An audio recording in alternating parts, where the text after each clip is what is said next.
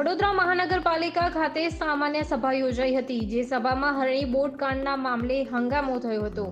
બોટકાંડના ગંભીર મામલામાં સત્તાપક્ષના કાઉન્સિલરે પણ વિપક્ષના સૂરમાં સૂર પુરાવ્યો હતો।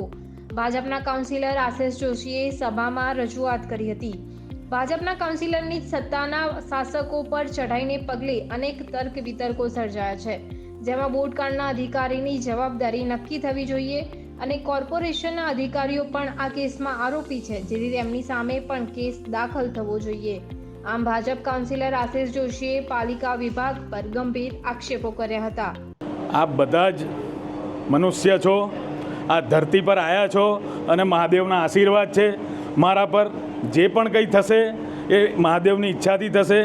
નીચેવાળાની મને કોઈ એ દુઃખ નથી। હું સાચું જે કહેવાનું હતું એ પ્રદેશમાં પણ કહી ચૂક્યો છું કે આ બાબતે કોઈપણ જાતના બાંધછોડ નહીં ચલાવવામાં આવે અને અધિકારીઓને કડકમાં કડક સજા થવી જોઈએ। જે દરખાસ્ત અહીંયાથી જ અંગ્રેજીમાં તૈયાર કરીને મેં ડોર ટુ ડોરમાં પણ આ જ પ્રકારે બોલ્યો હતો। ઇંગ્લિશમાં નિયમો તૈયાર કરીને ક્લોઝ એવા રખવામાં આવે છે કે આપણે પેનલ્ટી નથી કરી શકતા।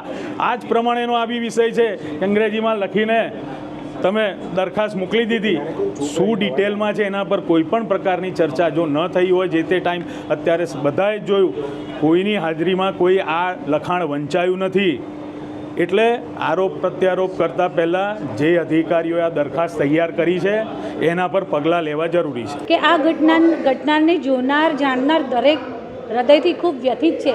ત્યારે એ ભાઈએ પણ એમની લાગણી વ્યક્ત કરી છે અને સૌ વડોદરાવાસીઓ અને વડોદરાવાસીઓની સાથે દરેક જોનાર અને જાણનાર ખૂબ વ્યથિત છે। ત્યારે દરેક પોતપોતાની લાગણી રજૂ કરે, એમની લાગણી રજૂ। આપણને સૌને આપણા ગુજરાતના ન્યાયતંત્ર પર, આપણા દેશના ન્યાયતંત્ર પર ખૂબ ભરોસો છે અને જ્યારે આ ન્યાયતંત્ર દ્વારા તપાસ કમિટીની કામગીરી પૂર્ણ થયેથી આપણને સૌને દોષિતોની અંગેની પૂરેપૂરી માહિતી મળશે, ત્યારે ચોક્કસ એમની અગેન્સ્ટ કાયદેસરના કડક કાર્યવાહી કરી અને એમને સજા કરવામાં આવશે। એમને એમની લાગણી વ્યક્ત કરી છે અને આપણે સૌ આપણા ન્યાયતંત્ર પર ભરોસો રાખી અને જલ્દીમાં જલ્દી આપણને આ દિશામાં અને દોષિતોનું માહિતી મળે, નામદાર કોર્ટ દ્વારા જે પણ કામગીરી પૂર્ણ કરવામાં આવે અને આપણને દોષિતોની માહિતી મળે તો આપણે એ દિશામાં ચોક્કસ, કારણ કે એક પણ ફોન કોલ્સ મેં પહેલાં કહ્યું તેમ કોઈ જ કોઈની ફેવર કરી રહ્યું નથી।